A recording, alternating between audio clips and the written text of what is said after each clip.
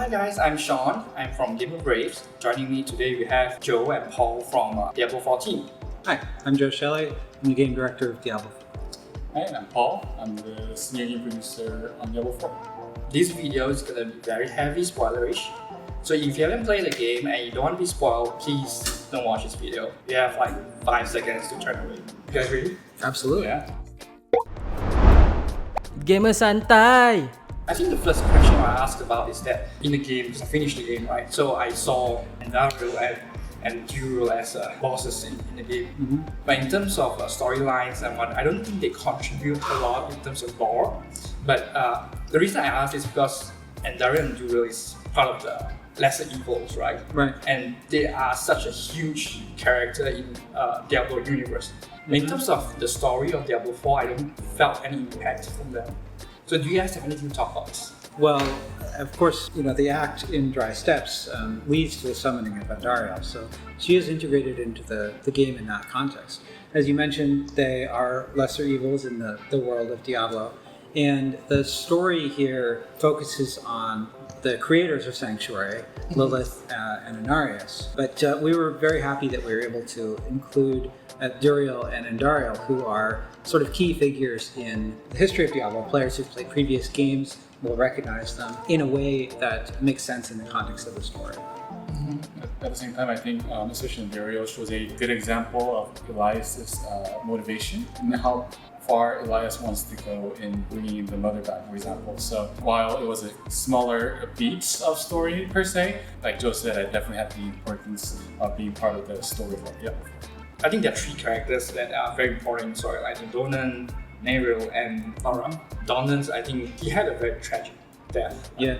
So, I mean, I'm probably not just me, but I felt that when we get to the part where he died, it's kind of unexpected and also very careless. As a player, I felt like it's a bit unnecessary for him to die at that time. So, what's your thought on it? Well, Donan is a tragic character, and he's gone through a lot with the events in Skazlan, the death of his son, Yoram, in fact, with Astaroth. And we see that further through his interactions forging the Soulstone. A big theme of Diablo IV is this idea that humans are fallible. They're not perfect. And Donan has made a lot of mistakes. Lorath has made lots of mistakes.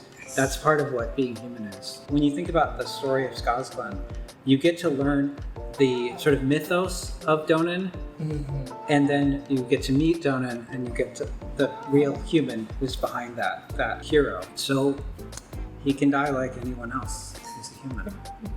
Yeah, and then I really feel like you yourself as a human making different choices, right, as a player. And then Tyrael, Donan, Laura, they all face some sort of losses. And then Donan lost his life. Since we're talking about the story, Tyrael loses her mom, she loses part of her body part. Laura maybe have lost his faith over the past years compared to the energetic and youthful Lorath that we saw in Diablo 3. Now he's battle scarred, and then he's seen so many things in Sanctuary that he's just done for. Like Joe said, to show as human beings where we can go from there. I think like Lilith and Inarius such a big character in the game this time around. In the end, did Inarius really die, or he was just merging down somewhere?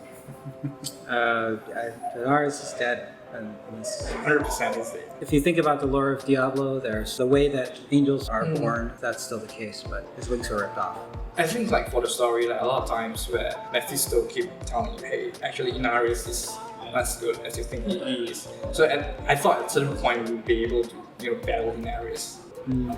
Did that ever came to the game itself? I think that Inarius is an interesting character because he is not aligned with the player, right? And you see that when he takes the Soul Stone, for example. So he's certainly not on the player's side. But their goals sometimes align and sometimes don't align. And I think that is part of what makes him such an interesting character. In the end, it's not just, he was evil, and here's a boss battle.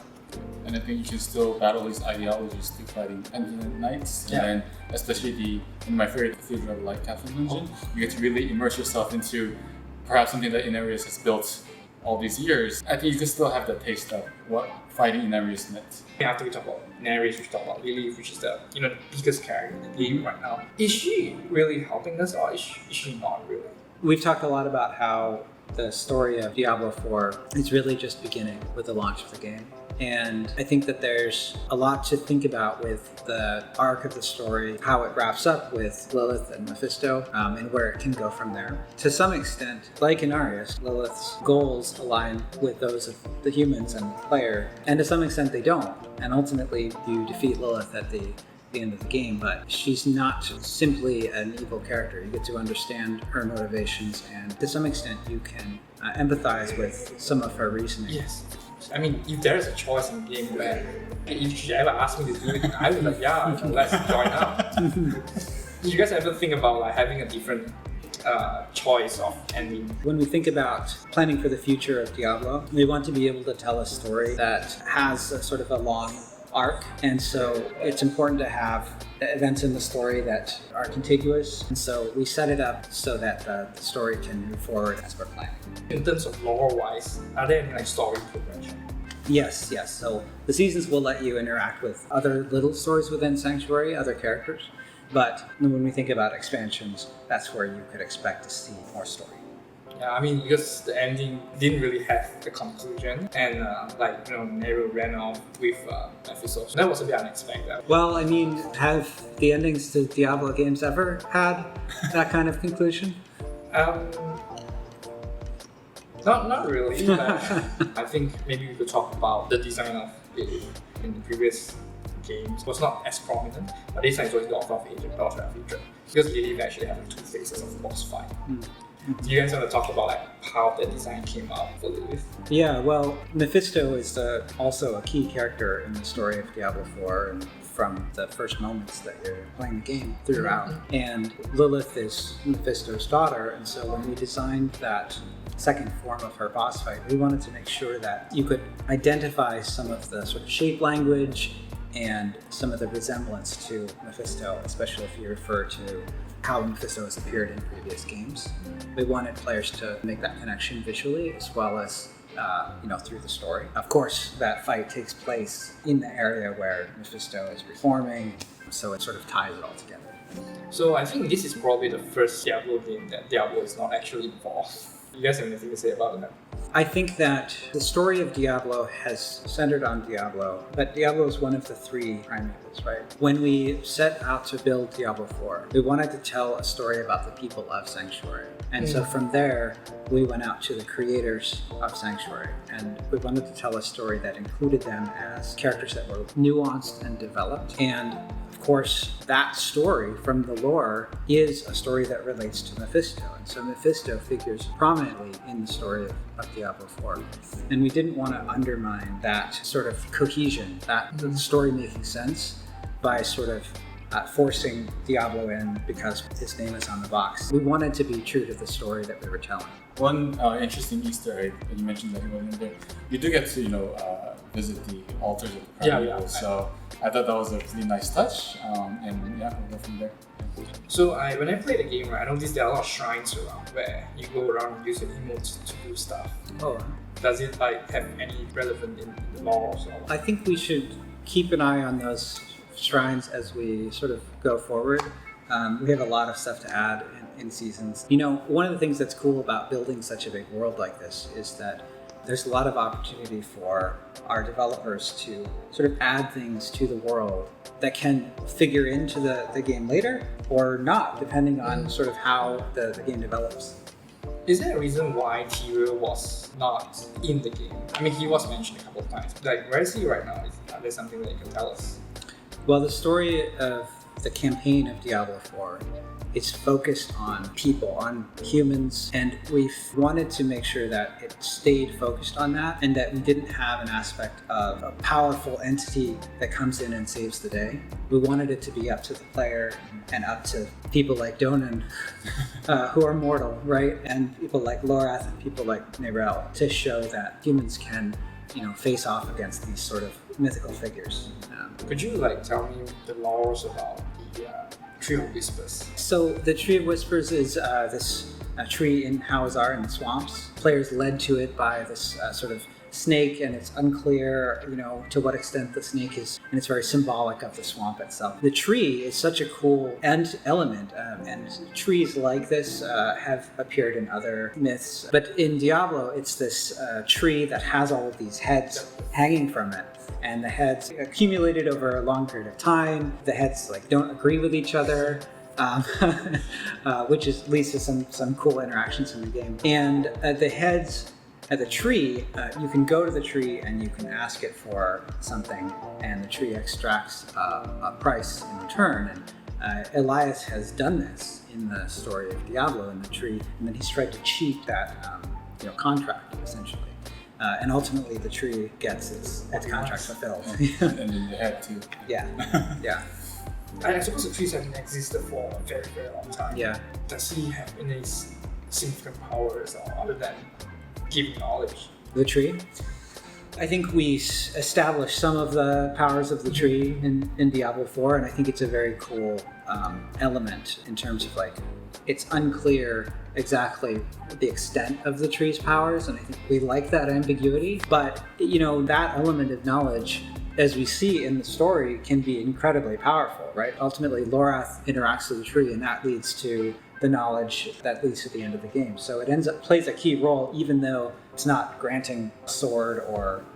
he did grant me a legendary. Yeah, and that's what I like about the tree is that, like Joe said, it led to a greater event at the end of the story, and then even after, towards the end game, at the back of your head, you still have the lore happening. You still kind of treat the tree not just as a board. So as you go to the sanctuaries, I think you always get to think, how does the tree know this depth of the sanctuary? Why is it giving me all these loots? What does it want me to do? So I think it has that suspense going on even in the end game. It's not just a repetitive mechanic. It's like a living tree, like you mentioned. So I think that was a really interesting touch to an end game that could just simply be a simple mechanic. So.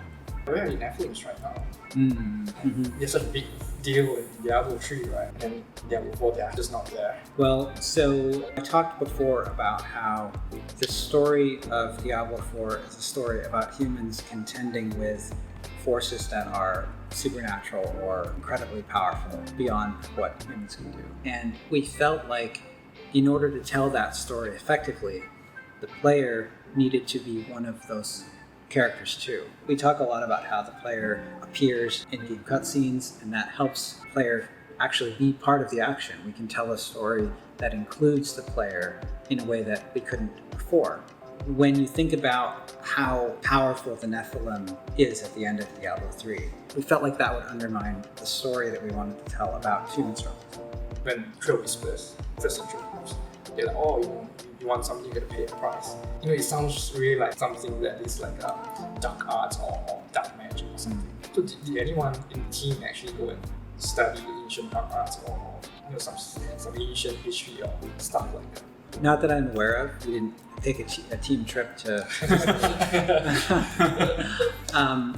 the people on the Diablo team are all people who sort of are interested in dark fantasy, and a lot of the dark stories have become very popular in mainstream culture lately. To some extent, Diablo 4 is a reflection of how that's been something that people have become really interested in. So, I think a lot of members of the team love those kinds of stories as well. And what I really like about the stories, obviously, there's an interesting darkness or something that I want to chime into. We've cultivated a culture where everybody can talk about anything about the game. I can go to the narrative director and be like, hey, why is the story that? So really try to cultivate it. So I feel like just having the various voices coming together as one really contributed a lot to this vibrant story that we have in the game. I suppose I want to talk more about endgame stuff, right? Sure, yeah. So I felt it's amazing. So the Codex of Power, right? So when you extract the power, then you can imprint on something else. So I imprint on something, then I couldn't extract it anymore.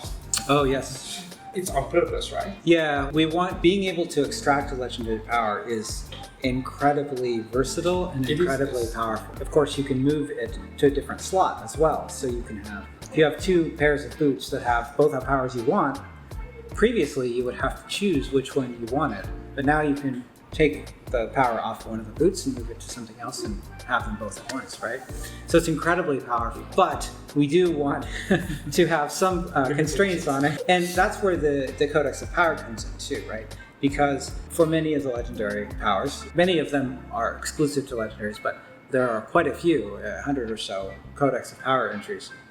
So you can go complete a dungeon, unlock that Codex of Power, and then you can always have that aspect available to imprint on gear. But it allows you to, let's say that you have a build where, maybe having a barrier is really key to your build. As you're upgrading your gear, you're swapping out slots, and with the Codex of Power, you can make sure that that barrier comes with you, so that your build doesn't sort of fall apart as you're equipping new items. And I think that's really cool because now not only unique and legend gear is important, because you can always find better gear to imprint whatever you want to imprint, for example, the barrier. So there's just a lot more different ways for you to really imagine how you want to go about your build, which I think is also really interesting. I also realized that refining skills, especially if you refine all of them, really expensive at the end of the year. So we've been tuning the respec costs throughout development, and again, as the live service, it's something that we'll continue to monitor. What we want is for the cost to respec to be something that making some choices about what kind of character you want to be, so that it doesn't feel like you're just everything and you have to sort of go through some inventory or some UI management to like, I'm an everything sorcerer, right? Like, we want to have some definition of your build, and the cost helps with that. But we don't want the cost to be so prohibitive that you feel like you're locked into one. And so we've been tuning that cost, and we'll continue to tune it as it goes forward. The other thing I want to talk about is the enchanting cost. The first enchanting cost, I think it was like maybe 50k gold, and the next one was like a couple 100k gold. So it's ridiculously expensive. True. Well, the system is similar to from Diablo 3, where you could reroll affixes. If the cost to reroll the affix does not go up each time you re-roll it, you end up in sort of a gameplay loop that's kind of degenerate. Sometimes this happens in games where you have plenty of whatever it is, and you're sort of going through the motions of like, everyone, that you're eventually going to get exactly the thing you want. But you have to push this button 400 times for it to happen. Maybe 300 times. Many times, right? With that, we want there to be some aspect of tension there, where you've got quite a bit of power to customize the item to be more the way you want, but not unlimited power. As the sort of cost goes up, you're like, well, is this one good enough? Like, I know I wanted critical strike, but I got critical damage, and that's pretty good. Like, maybe, I don't know. Also, as you're getting more and more higher level and you're getting more gold, you can also always come back to that and say, oh, you know what? Actually, I am going to re-roll that a few more times now that I have more gold. Yeah, and now that we have various endgame features that you can play around with, Altai, the tree, and then also the Nightmare Dungeon. So although you won't be able to re-roll based on the cost, you have just many different ways to look for that loot, look for that feature, look for that attribute that you wanted. I think that's what we want the players to continuously enjoy the world of Sanctuary and exploring them. You have anything you want to tell us? Well, one of the things that a key part of our Diablo IV development, our philosophy, is to make sure that when people pick up Diablo IV, that there are things in there for people who've played the previous game, right? Like, you see Lorath in Diablo 3, Reaper of Souls. If you've played that and you meet him in that cabin, that's meaningful to you. And then you get to go on this whole adventure with him, right? But at the same time, if you've never played a Diablo game before, when you jump into Diablo 4, the story tells you everything you need to know about these characters. Lorath is developed in Diablo 4, even if you haven't played Diablo 3. If you play Diablo 3, then you get this extra fun and sort of recognition of some of these characters. But a new player who's never played any Diablo can jump into Diablo 4, have a great time, get engaged by the story, and get engaged by the lore. And maybe you go play another Diablo game after that, and that's great. But you don't have to. You can jump right in. One really cool mechanic that I think we have as lore and as a narrative, you understanding Lilith, it's not just us giving you a wall of text and then making you read it. It's actually having that connection through that event in the chapel, and then you actually really diving deep into what Lilith is facing, what she wants to do with her sons and daughters. So I think that kind of mechanic of hand-holding in a natural way was also a good mechanism for even like newer players to really understand what's happening in D4. And on top of that, if you knew Diablo, there were a lot of elements that you could kind of back up on. Going back to Joe's comment, that it wasn't like necessary for you to understand previous story. I think thanks for the interview, thanks for the time, thanks for having me. Yeah. Thank you. We're glad to talk to you.